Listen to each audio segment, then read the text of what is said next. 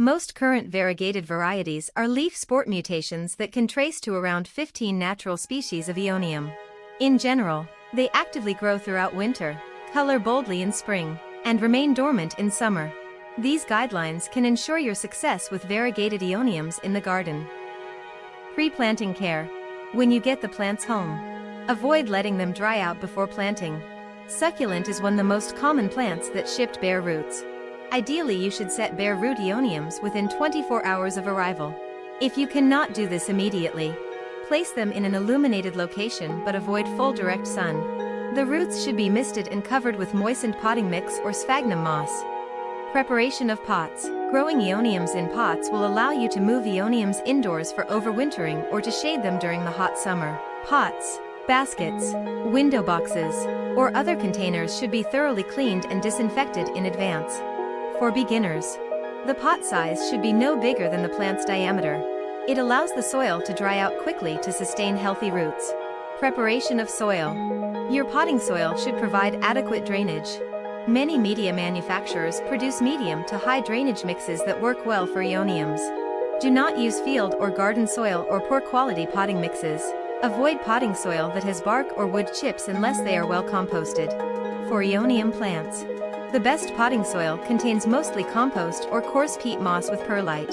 The more minerals in the container, the better the drainage, and the slower growth. Location. Variegated Aeoniums prefer high light levels.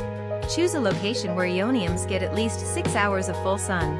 Aeoniums originate from the Canary Islands of North Africa and generally grow in a temperature range of 41 degrees Fahrenheit to 95 degrees Fahrenheit, 5 centigrade to 35 centigrade. If day temperatures are higher, some shade in the hot afternoon hours is helpful to reduce stress. If there is a risk of freezing temperatures, bring them indoors to grow on a sunny windowsill. Planting.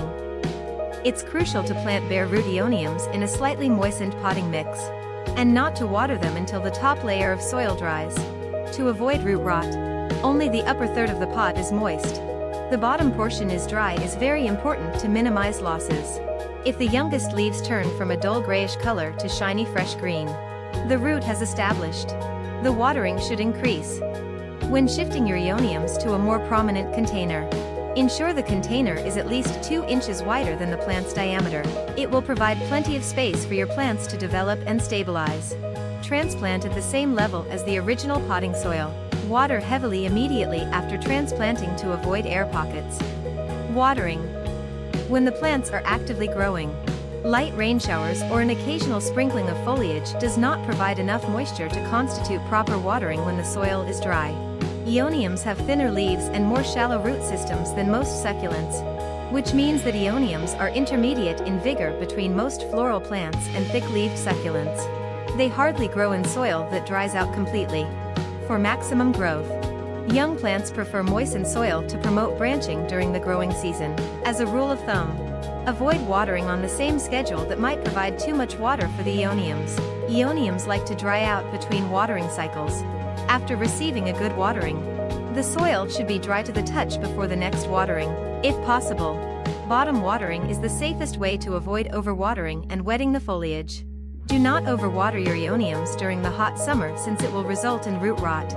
The water requirements of the dormant plants are limited until fall arrives. Fertilization. All fertilizers have 3 numbers on the bag that indicate the percent nitrogen, phosphorus, potassium in the fertilizer. The most important of these are nitrogen, the first number. Choose fertilizers that have a percent nitrogen level above 10. Since nitrogen is the #1 nutrient needed for the growth of plants, you can mix a long-term, controlled release fertilizer into the soil before planting or applied around the base of the plant after planting. The drawback is hard to see when the fertilizer is used off or leached out by rain and irrigation. A preferred way to fertilize is to apply water-soluble fertilizers that include micronutrients every 3rd watering. If plants dry out, saturate with plain water before fertilizing. Otherwise, the roots might get burned. Humidity. Keeping the humidity low with sufficient airflow is a good strategy in fighting botrytis on the stem. Ideally, the humidity should be lower than 50%. Pest control. Aeoniums are a target for scale insects, as they have to be controlled both on the plants and in the soil. A good indication of soft-scale insects is the white sticky honeydew on the stems under warm conditions. A black soot-like fungus grows on honeydew-covered surfaces, which is called sooty mold.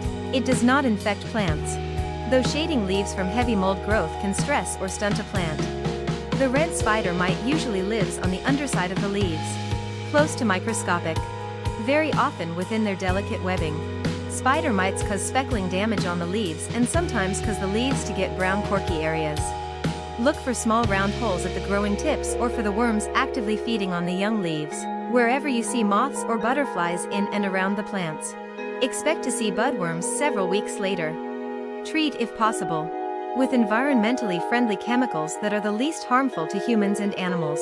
Inspect the plants periodically for early signs of these pests and prune all yellow or spent leaves weekly. Aeoniums are an ideal choice for beginners. These plants are incredibly picturesque as annual floral plants but a lot low maintenance.